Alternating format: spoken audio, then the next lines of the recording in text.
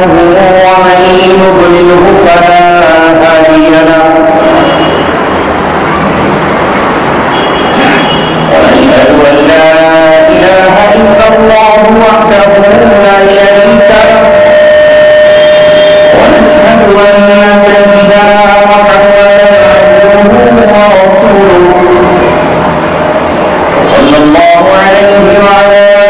آله وصحبه وسلم تسليما كثيرا كثيرا. أما بعد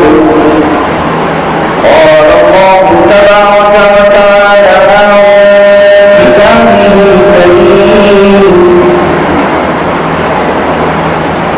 والذين يكنزون الذهب والفضة ولا ينفقونها في سبيل الله فبشرهم بعذاب أليم. صدق الله العلي العظيم.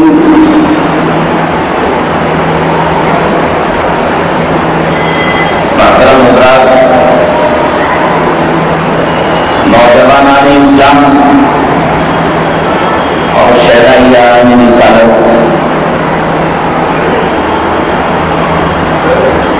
ایک مسلمان یہ بات اچھی طرح جانتا ہے، اسلام کی عمارت جن ستونوں پر کھڑی ہے وہ چار ہیں.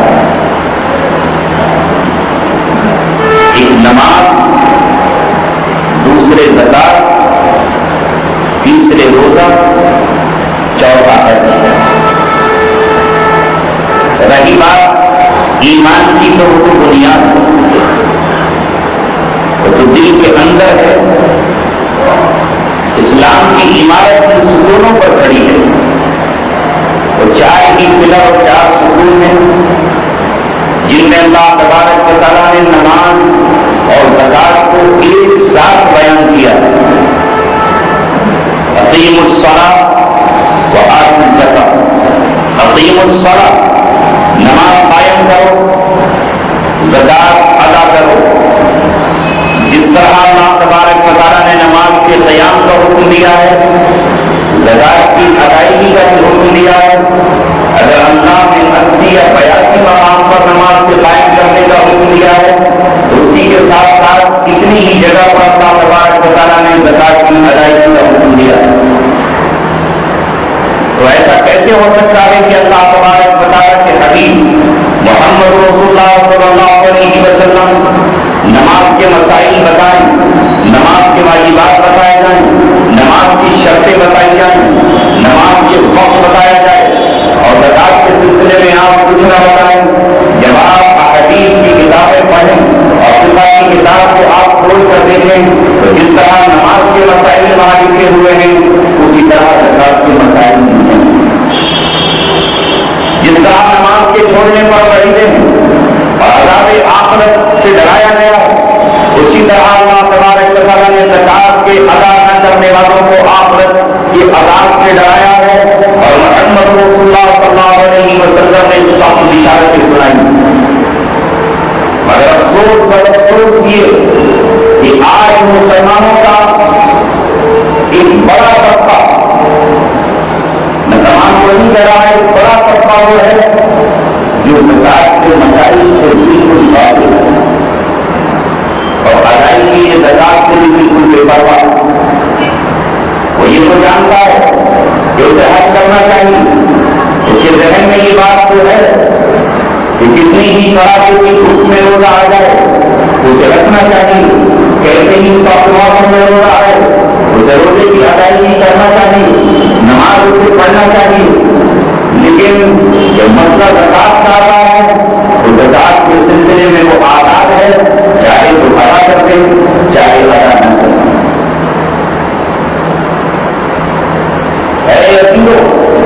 دوستوں ساتھیوں، نماز اللہ تبارک و تعالیٰ کا حق ہے، اس میں کسی بندے کا کوئی حق نہیں. نماز صرف اور صرف اللہ تبارک و تعالیٰ کا حق ہے اور زکات اللہ تبارک و تعالیٰ کے حق کے ساتھ ساتھ بندوں کا بھی اس میں حق شامل ہے. میں کوتاہی کرنے والا اللہ تبارک و تعالیٰ کے حکم میں توڑنے والا اور بندے کے حقوق پہ ڈاکہ ڈالنے والا، زکات ادا نہ کرنے سے زمین کا سسٹم بگڑ جائے گا، اکنامکس اور آرتھک جو سسٹم اللہ تعالیٰ نے بنایا ہے وہ ختم ہو جائے گا۔ بالکل ایسے ہی جیسے کسی ہاسپٹل میں مریضوں کو خون دینے کے لیے پیڑ رکھا ہو، کسی ہاسپٹل میں بلڈ بینک بنایا گیا ہو کہ شدید مریض جب اس بینک میں اس ہاسپٹل میں آئے تو اسے خون دیا جائے، اسے گلوکوز چڑھایا جائے اور وہاں کا عملہ کیا کر رہا ہو، اس خون کو بلیک کر رہا ہو، بیچ رہا ہو، مریضوں کو نہ دے رہا ہو، مریضوں کے خون چڑھنے کی حالت میں بھی خون نہ چڑھایا جا رہا ہو، تو ان مریضوں کی کیا حالت ہو؟ یہی حال ان مسلمانوں کا بھی ہے جن کو اللہ تبارک و تعالیٰ نے یہ کہا کہ انہیں زکات ادا کرنی چاہیے اور وہ زکات ادا نہ کریں، زکات کا حساب نہ لگائیں، زکات کے سلسلے میں پوچھے تک نہیں، تو جن غریبوں کا حق بنتا تھا ان غریبوں کو زکات نہ ملی، جہاں دینا چاہیے تھی وہاں نہ دی گئی، جن تک پہنچانا چاہیے تھی ان تک نہیں پہنچائی گئی، تو ظاہر ہے کہ اس مریض کی طرح ان کا بھی کم نکل جائے گا اور یہ بھی غریبی سے غریب کا ہوتے رہے۔ نماز جمعہ سے پہلے بہت مسائل ہوتا ہے اور نماز کے بعد کسی کو فرصت نہیں ہوتی۔ اسی مسئلے کو سمجھنے کے لیے آپ کو بکر صدیق رضی اللہ تعالیٰ عنہ کا دور، جب کہ آپ مسئلے خلافت پر بیٹھے ہیں اسے ایک بار پھر سمجھنا ہوگا کہ جب حضرت بکر صدیق رضی اللہ تعالیٰ عنہ خلیفہ بنائے گئے تو ان کے خلیفہ بنتے ہی مسلمانوں نے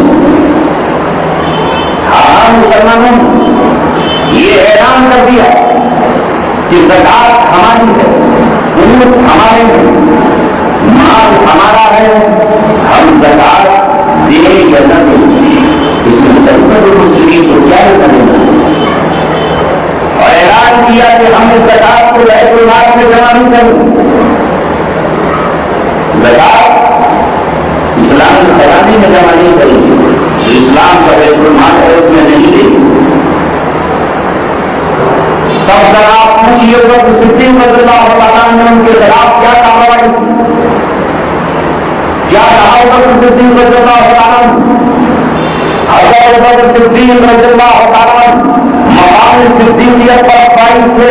اور وہی سمجھ سکتے تھے کہ یہ زکات کے بیت المال میں جمع نہ کرنے کا مسئلہ نہیں، یہ اسلامی نظام پر پہلا حملہ ہے جو ابلیس اپنی فوجوں کے ذریعے سے بولنا چاہتا ہے۔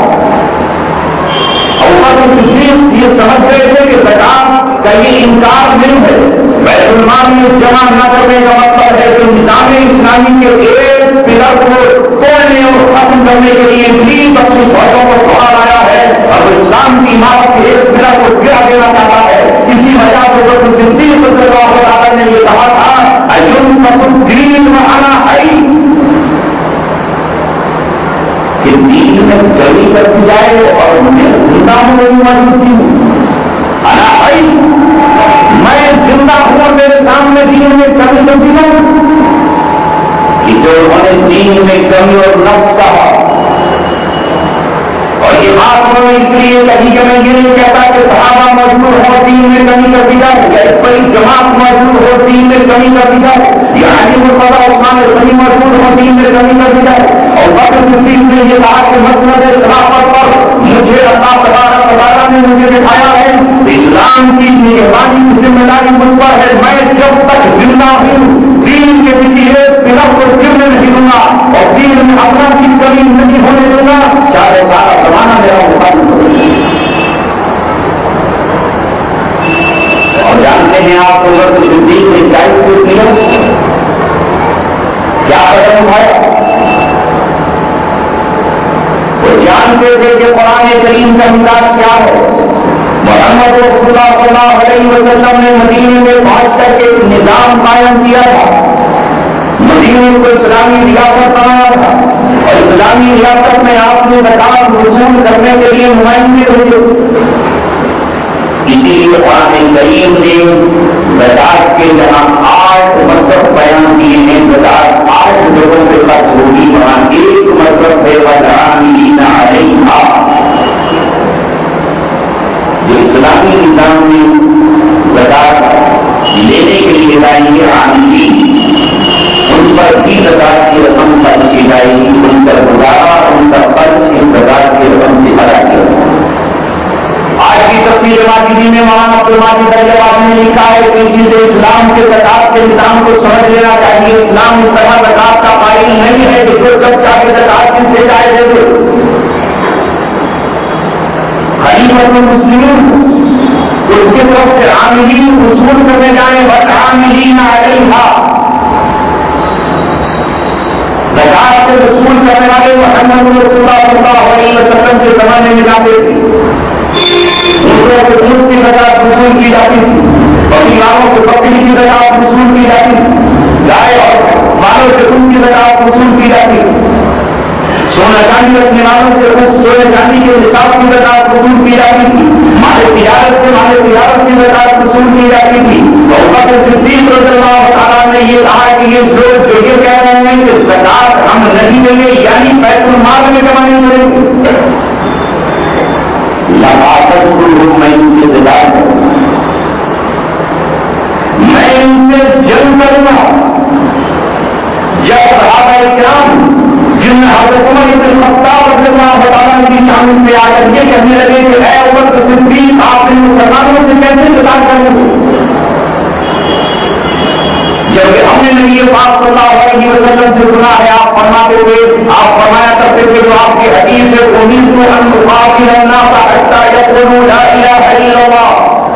میں لوگوں سے اس وقت تک جنگ کروں گا، میں اس وقت تک ان سے قتال کروں گا، میں کافروں کو اس وقت تک لڑوں گا حتی یقولوا لا الہ الا اللہ، یہاں تک کہ لا الہ الا اللہ کا اقرار کر دیں۔ فإذا قالوها، جب وہ اس کلمے کو پڑھ لیں، آمنوا به دماؤهم وأموالهم، تو ان کا مال اور جان محفوظ ہو جائے گا، الا بشرط الاسلام، مگر اسلام کے حق کی وجہ سے ضرورت پڑی تو پھر ان پر بھی وہ حد نافذ کی جائے گی جو اسلام نے جاری کی ہے۔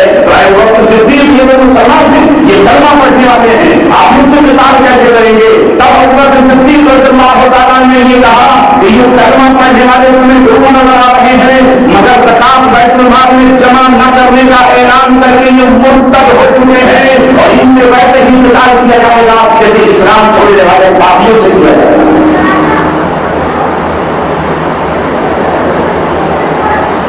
ان لوگوں کو ابوبکر صدیق کے نام ہر مسلمان کہا، نام کے مسلمان نہیں، بیت المال میں زکات نہ دینے کے بعد یہ اسلام دکھائی 14 صدیوں سے پوری امت تمام اہل سنت والجماعت اس بات پر متفق ہے کہ یہ فرقہ مرتدین کا کہلایا،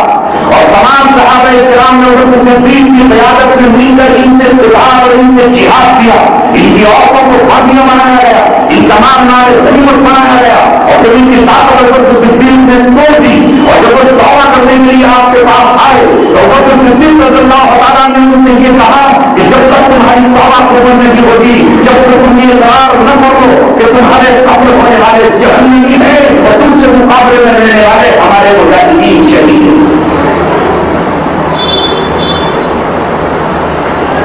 آج تو نام نہاد اصلی مسلمانوں کو نام نہاد کرا ہے، جو خود اسلام میں کبھی کر چکا ہے، پورا نظام اسلامی پر نہیں چلتا، جو لوگ نظام اسلامی پر چل رہے ہیں، یہ چلنا چاہتے ہیں، یہ چلنے کی جدت جہد کر رہے ہیں، انہیں کہتا ہے کہ نام نہاد مسلمان ہے، جو خود نام نہاد۔ اسی سے اندازہ لگائیے کہ ابوبکر صدیق رضی اللہ تعالیٰ بیت المال میں زکات ادا نہ کرنے والوں پر نرمی نہیں بلکہ صاف طور پر یہ کہہ دیا، آپ نے یہ کہا سنو،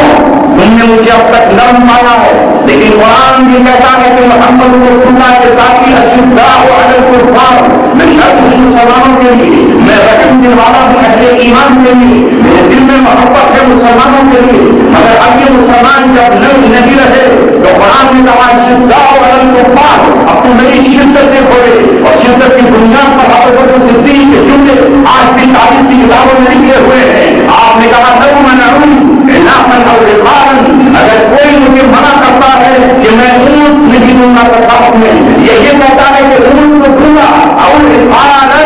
مگر اونٹ کی گردن میں جو رسی کا پٹا پڑا ہوتا ہے یا اونٹ کی جو نکیل ہوا کرتی ہے، رسول اللہ کے زمانے میں وہ اونٹ کے ساتھ جب نکیل بھی دیتا تھا، آج اونٹ سے لے کر آتی ہو اور بیت المال میں نکیل نہ دے اور پھر جہاں پسند لقاحت تو ہوں تو میں اس کے ساتھ ویسے انتظار کروں گا جس طرح میں نے اپنے نبی کے ساتھ ابو جہل سے کیا ہے اور جس طرح میں نے عہد اور بڑے احزاب سے کیا ہے، جس طرح میں نے سجادہ کے ہاتھ تعلق کی نہیں ہوئی۔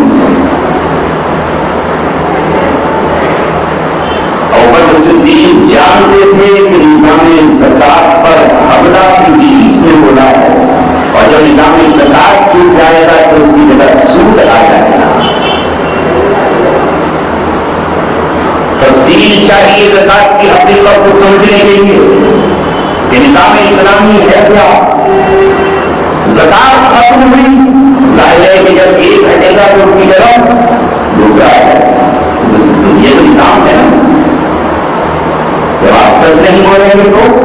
جھوٹ بولیں گے، آپ آگے نہیں بڑھے گا تو پیچھے ہٹے گا۔ ایک نظام جب قائم نہیں ہوگا دوسرا ہوگا۔ اس لیے ابو بکر صدیق نے سمجھ لیا کہ اسلام سکھاتا ہے اپنے مال میں سے بھی ان مالداروں کو جنہیں اللہ تبارک و تعالیٰ نے سارے بامن کو چاندی کا باعث بنایا، جو آج گراموں کے اعتبار سے 612 گرام پر کچھ بھی نہیں بنا، 612 گرام چاندی،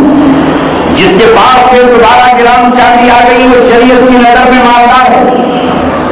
چاہے آپ نے غریبی کی دیکھا سے نیچے کا راجستھان بندہ رکھا ہو، وہ حکومت کی نظروں میں ہوگا غریب، اللہ کی نظر میں یہ امیر، یہ اللہ کی نظروں میں امیر اور سارے کامن میں چاندی کے نیچے 12 گرام چاندی آج کی تاریخ میں 22,000 روپئے کی بیٹھ جاتی ہے۔ لہٰذا جس شخص کے پاس 22,000 روپیہ ہوں اور اس کے ساتھ گزر جاتا ہے، مجھے وہ دیکھے تو ان کی گھر میں ان کی 22,000 روپئے پڑے ہیں، یہ 22,000 کی مالیت کا سامان تجارت پڑا ہے، یہ چاندی اور سونا دونوں کو ملا کر 22,000 روپئے بیٹھ جاتا ہے۔ قابل انصاف ہے، ان پر زکات فرض ہے۔ کتنا نکالے گا؟ 100 روپئے میں پوری کھائی، 1,000 پر 25 روپئے، 10,000 میں 250 روپئے، اسی سے حساب لگاتے چلے جائیے، 1 لاکھ بیٹھ جاتے ہیں تو پوری 2,500، یعنی اپنی ہی کمائی سے آپ زکات ادا کریں اور وہ ایسا نہ ہے تو اللہ تبارک و تعالیٰ نے کہا والذین یکنزون الذهب والفضة، جو لوگ سونے اور چاندی کو جمع کرتے رہتے ہیں، ولا ينفقونها فی سبیل اللہ، اور اسے اللہ تبارک و تعالیٰ کے راستے میں خرچ نہیں کرتے۔ یاد رکھیے یہ زکات کا خرچ کرنا بھی اللہ تبارک و تعالیٰ کا راستہ ہے۔ آج ہم نے اللہ کے راستے کو بھی رجسٹر کر دیا ہے۔ میں کہتا ہوں میں یہ اللہ کے راستے کو آپ نہیں، ولا ينفقونها فی سبیل اللہ، یہ زکات دینے والا اللہ تبارک و تعالیٰ کے راستے میں کھڑا اور اللہ تبارک و تعالیٰ کے راستے ہی میں خرچ ہو رہا ہے۔ یہ خرچ نہیں کرتا تو اللہ تعالیٰ فرماتا ہے اپنے نبی سے مبشر ہوں گے عذاب علیم، اسے دردناک عذاب کی بشارت سنا دیجیے۔ اگر دنیا میں اسلامی نظام ہوتا تو وہ اس سے زکات وصول کرتے رہے گا، یہ ادا نہیں کرے گا تو ابو بکر صدیق کے بعد ان سے سوال کیا جائے گا، ان کی حیثیت متدین کی خراب پائے گی، چاہے دنیا کتنی بھی چیزیں رہے یہ مسلمانوں کا سب ہو رہا ہے، چاہے اخبارات کتنے چیزیں رہے یہ مسلمان سب دیے جا رہے ہیں۔ جو نظام اسلامی کے حکم کے آئے گا تو اسلام سے خارج ہو چکا ہے، مرتب ہو چکا ہے، اور بکر صدیق کی زندگی یہ فیصلہ سنا چکی ہے اور محمد رسول اللہ یہ کہہ چکے ہیں علیکم بسنتی وسنت الخلفاء الراشدین المہدیین، جو سنت ابو بکر نے اختیار کی ہے وہ تمہارے لیے ضروری ہے، جو عمر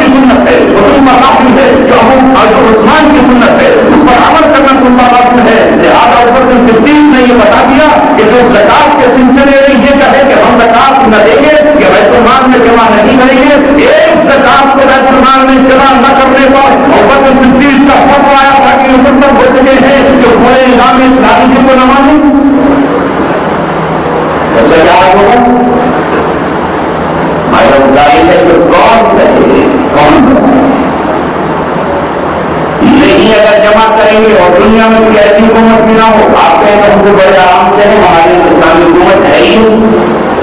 نہ اسلامی حکومت آئے گی، نہ نارمل دیش ہوگا، نہ کھانا چاہیے، نہ بلی ملے گی، نہ کام ہے۔ جب اسلامی حکومت نہیں ہے تو ہم سے زکات بھی نہیں۔ تو اللہ تبارک و تعالیٰ نے کہا کہ اگر کسی دور میں کوئی حکومت کی نہ ہو فبشرہم بعذاب علیم، تو یہ دردناک عذاب سے نہیں بچیں گے۔ کون سا عذاب؟ ضروری نہیں کہ دنیا میں عذاب ہے،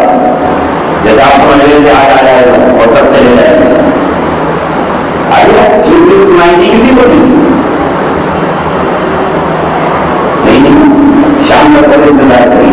شام میں روز کے ٹائم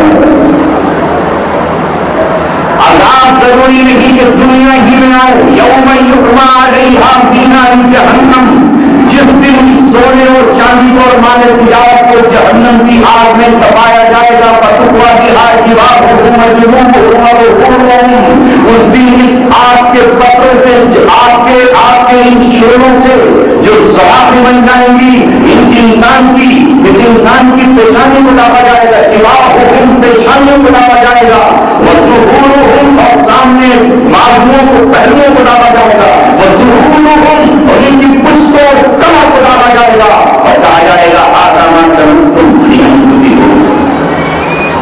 یہ ہے وہ مال جسے تم نے جمع کر کے رکھا۔ چلو سزا ملے گی قیامت میں، اللہ تبارک و تعالیٰ نے صاف طور پر کہہ دیا، کیوں نہ ملے گی؟ کوئی کسی کی زمین دبائے تو سزا ملے گی، اللہ دباتا ہے، تو کوئی یہ مال جو اللہ نے غریبوں کا حق بنایا تھا وہ دبا دے تو اس کو سزا نہ ملے، ہر حال ظاہر ہے۔ اس لیے ایک ایسے شخص کو جو آج کی تاریخ میں 22,000 روپئے کی معیشت کرتا ہے، سونا چاندی پیسے یا سامان تجارت، عام طور پر یہی چار چیزیں مال کہلاتی ہیں، اسے پوچھنا چاہیے کہ مجھ پر کتنی ٹکا۔ بعض لوگ سوچتے ہیں کہ ہم پر تو 7.5 توڑے سونا ہے اور 52 توڑے چاندی نہیں، کہ آرام سے بتا صحیح، ایسا نہیں ہے۔ جس کے پاس دو نصاب الگ الگ ہے، چاندی بھی تھوڑی سی ہے اور سونا بھی تھوڑا، دونوں کی قیمت بدل ہے، اور اگر پیسے میں وہ بھی ہو رہا ہے، تینوں کو جوڑ کر آپ دیکھیے، آپ اب 22,000 سے کم ریٹ سے نہیں لگاتے ہیں، لیکن اگر 22 بیٹھ جائے، 25 ہو جائے، 50 ہو جائے اور بتا دے گی ہماری تجارت بھی میں شامل کیا جائے گا۔ آج کے دور میں تینوں چاروں چیزوں کو جوڑ، جس کے بعد نہ ہو تو پھر وہ الگ بات ہے، جس میں 1 روپیہ بھی نہ ہو تو پھر خالی چاندی نہیں دی جائے، چاندی بھی نہ ہو، مال بھی نہ ہو، تجارت کا سامان بھی نہ ہو تو پھر سونا نہیں کھایا جائے۔ اب یہ کہاں کے لیے ہے تو اس کے بھی بتائیں، جیسے آپ نماز پڑھنے آئے تو نماز کب پڑھنی ہے، کیسے پڑھنی ہے، اس کے لیے اللہ نے مسائل لگائے، اور ختم ہونے سے پہلے میں آپ کو بتائی دیتا ہوں کہ زکات کے اللہ تعالیٰ نے قرآن میں 8 مصرف بیان کی ہے۔ سورہ توبہ کی آیت نمبر 60، جو پڑھنا جانتے ہیں وہ اس کو پڑھ لیں، جن کا تفسیر رکھی ہوں وہ تفسیر دیکھیں، جو پڑھ نہیں کرتے ہیں وہ کم سے کم ترجمہ سے دیکھنے کی کوشش کریں کہ اللہ تبارک و تعالیٰ نے وہ 8 مصرف کون سے بیان کیے ہیں۔ انما الصدقات للفقراء، اللہ تبارک و تعالیٰ فرماتا ہے کہ زکات تو صرف ان 8 ہی مصرف کے لیے ہے، 8 مقام پہ آپ خرچ کریں گے۔ انما کے معنی آپ کے صرف اور صرف، کہیں اور نہیں، للفقراء، پہلی جگہ جہاں پہ زکات خرچ ہوگی وہ فقیر ہے، ضرورت مند، وہ ضرورت مند جس کے پاس کچھ نہ ہو، کچھ نہیں ہو اس کے پاس، لاچار ہو، بےبس ہو، بے کس ہو، پہلی جگہ یہ ہے فقیر کو آپ دے دیں۔ فقیر سے مراد وہ نہیں جو ہمارے خود میں بولا جاتا ہے کہ جو مرد کر رہتے ہیں ہم اس کو فقیر سمجھتے ہیں، اور جو کتنا ہی ضرورت مند ہو اس نے ہاتھ نہیں کھایا تو ان کو فقیر نہیں سمجھتے، عربی میں فقر کہتے ہیں ضرورت کو حاجت۔ اس لیے قرآن نے کہا واللہ الغنی وانتم الفقراء، بنیاد ہے تم سب کے سب فقیر ہو، یعنی تم حاجت مند ہو، ضرورت مند ہو. ہمارے یہاں تصور یہ ہے کہ جو مسجد کی سیڑھیوں پر بیٹھا ہے وہ فقیر ہے، جو چوراہے پر کھڑا ہے وہ فقیر ہے، اور جو پڑوس میں رہتا ہے چاہے وہ کتنا ہی ضرورت مند ہو وہ نہ مانگے تو فقیر نہیں. دوسرا مطلب ہے مساکین، مسکین، یعنی جس کے پاس اتنا ہو کہ اپنا گھر گزر کو چل رہا ہے مگر 22,000 روپئے کی مالیت نہ چاندی کی شکل میں ہے، نہ سونے کی، نہ پیسوں کی شکل میں، یہ بھی مسکین آتا ہے. یہ بھی ضرورت کا مسئلہ ہے. یعنی جس پر خود زکات فرض نہیں ہے وہ صاحب نصاب نہیں ہے، اور جب صاحب نصاب نہیں ہے تو مسکین کی فہرست میں آ کر کے اس کا حصہ زکات. تیسرا ہے والعاملین علیہا، وہی میں نے جو عرض کیا کہ جب کسی اسلامی اسٹیٹ میں، اسلامی ریاست میں خلیفۃ المسلمین جن لوگوں کو زکات وصول کرنے اور زکات کو تقسیم کرنے کے لوگوں کو بھیجیں گے، ان پر بھی زکات کی رقم خرچ کی جائے گی تاکہ ان کا گزر بسر کیسے ہو. اللہ نے اجازت دے دی کہ یہ زکات کی رقم سے گزارا چاہیے. چوتھا ہے اللہ پر وہ کمزور ایمان والے جو ابھی ایمان میں داخل ہوئے، یعنی نہیں، اگر ان کی مدد نہ کی گئی تو کہیں وہ پھر گزر نہ چلے جائیں. ان کی زکات کی رقم سے مدد کی جائے. تاریخ قلوب کا مطلب ہے دلوں کو نرم کرنے کی. بعض حضرات نے یہ بھی لکھا کہ ایسے کافروں کو جن کے بعد یہ لگتا ہے کہ اگر ہم نے ان کو یہ رقم خرچ کر دی تو اسلام کی طرف آ جائے گی تو ان پر بھی زکات کی رقم سے خرچ کیا جائے گا. جیسے نبی پاک صلی اللہ علیہ وسلم کے بارے میں علماء نے لکھا ہے کہ 16 لوگوں پر آپ نے یہ رقم خرچ کی، 14 لوگوں کو 100 ووٹ دیے اور 2 کو 50 ووٹ دیے. یا وہ لوگ جن سے یہ لگتا ہے کہ اسلام کے خلاف بہت زیادہ شرارت کریں گے، اگر ہم ان پر یہ رقم خرچ کر دیں تو اپنی شرارت سے باز آ جائیں گے، ان پر بھی رقم خرچ کی جا سکتی ہے. مگر حضرت عمر رضی اللہ تعالیٰ نے اپنے دور میں کہا کہ اب یہ دنوں کا نرم کرنا ہے، ان کے شخص بچنے کی تدبیر میں زکات کو خرچ کرنے کی ضرورت نہیں ہے. اس لیے جب اللہ تبارک و تعالیٰ نے اسلام کو طاقتور بنا دیا ہے اب ضرورت نہیں ہے کہ ان پر یہ زکات کی رقم خرچ کی جائے. اور ہمارے لکھا کہ اگر یہ حالات بعد میں پھر کسی دور پر پیدا ہو جائیں تو اس مطلب کو استعمال کیا جا سکتا ہے. چاہو 5 اپنے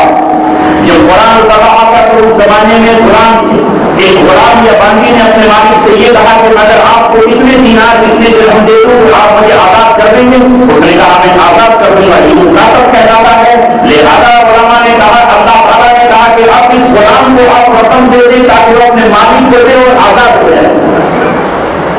اور بعض علماء کرام نے یہ کہا کہ معاہدہ نہ بھی کیا ہو تو بھی غلام کو آزاد کرانے کے لیے رقم دی جا سکتی ہے. آج کے علماء نے کہا کہ آپ کو غلام کو نہیں رہے دنیا میں آپ اس مرض میں قیدی آ جاتے ہیں جو ظلم قید کر دیے گئے ہوں ان کو آزاد کرانے کے لیے زکات کی رقم دے دی جائے. چھٹا آتا ہے والمالین، ایک شخص جس نے اپنی جائز ضرورتوں کے لیے قرض لے لیا اور ان کا قرض ادا نہیں ہوتا.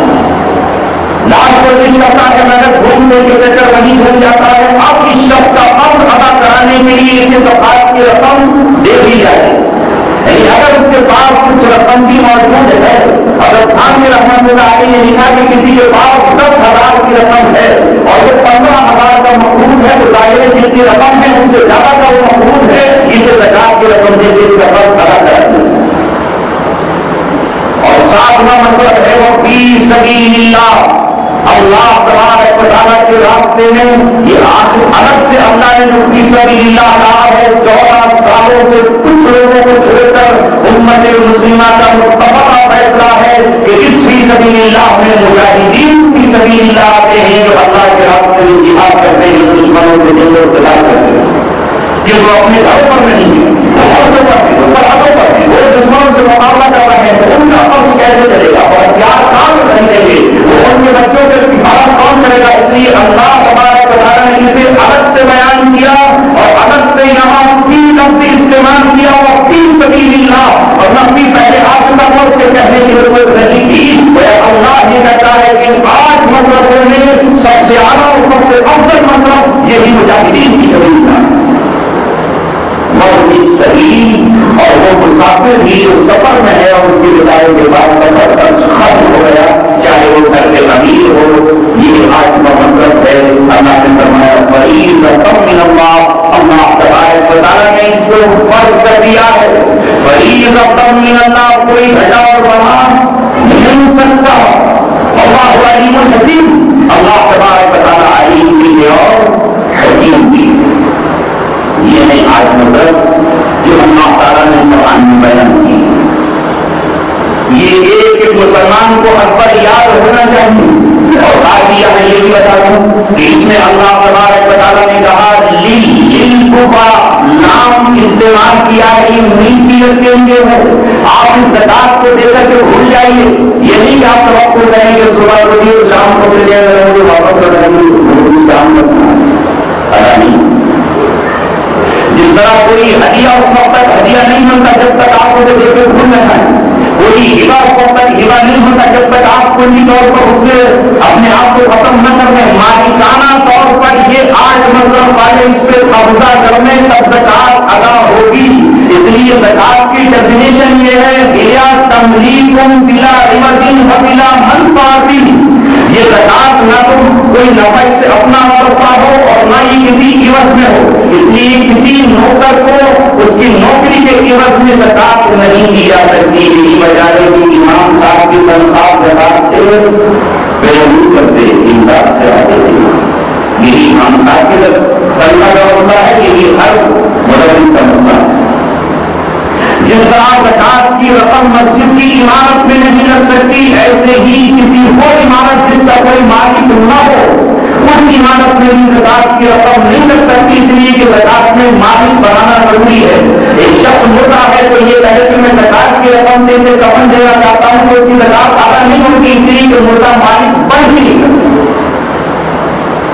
کوئی غریب آدمی مالک بن جائے اپنی خوشی سے بالکل بنا کسی زور زبردستی اور دباؤ کے خوف اگر کفن دے رہے اسے تو ادا ہو جائے گی، یہ مسئلے کی روایت بدل جائے گی۔ لہٰذا جو لوگ یہ سمجھتے ہیں کہ زکات کی رقم ہاسپٹل کی عمارت میں خرچ ہو جائے گی یا کسی پل میں خرچ ہو جائے گی یا خرچ ہو جائے گی، ہر چیز میں ہی اس میں مالک بنانا ضروری ہے، اور مالک بھی کلی طور پر آپ بنائیں، بلا منفعت ہونا چاہیے، آپ کی منفعت نہ ہو۔ یہی وجہ ہے کہ باپ اپنی زکات اپنے بیٹے کو نہیں دے سکتا، اس لیے کہ بیٹے کی ملکیت باپ کی ملکیت ہے، اور بیٹا اپنی زکات اپنے باپ کو نہیں دے سکتا ہے، اس لیے کہ باپ کا مال بیٹے کا مال ہے۔ زکات تین رشتوں میں نہیں دی جائے گی، اس لیے کہ اپنی بات ختم ہوا۔ نمبر ایک اوپر کو آپ چلیے، باپ دادا پردادا، بیٹا اپنے باپ کو دادا پردادا کو زکات نہیں دے سکتا، اور اوپر تیسرے کو آ جائے دادا پوتے کو نہیں، باپ بیٹے کو نہیں، اسی طرح ماں اپنی بیٹی کو نوازی کو نہیں دے سکتی، یہ نوازی یا بیٹی اپنی ماں اور نانی کو نہیں دے سکتی۔ تو دو رشتے ہو گئے، ایک اوپر کی طرف اور نیچے کی طرف، اور تیسرا رشتہ شوہر اور بیوی کا۔ خود شوہر اپنی زکات اپنی بیوی کو نہیں دے سکتا کہ اوپر پر جماعتی زکات ہے، وہ فرما آپ غریب ہیں آپ کے پاس تو نہیں جا کے کرنے ہو، یا بیوی اپنے شوہر کو اپنی زکات نہیں دے سکتی ہے۔ یہ تین رشتوں میں زکات نہیں دے گی کیونکہ ان میں جو منفعت ہے لوٹ کے وہی آ رہی ہے۔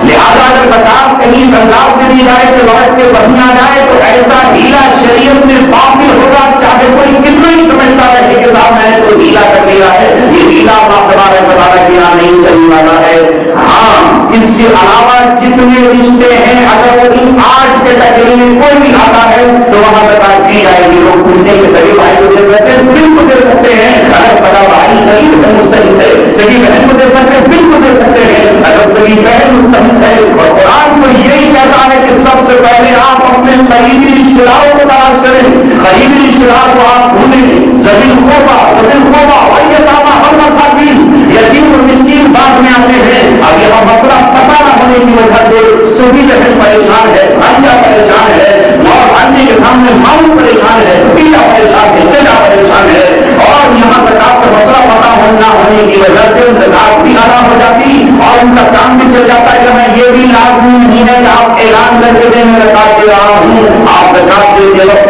دل میں نیت کر دیں کہ میں نے زکات دی، زکات ادا ہو جائے گی۔ اللہ تبارک و تعالیٰ ہمیں سمجھنے اور عمل کرنے کی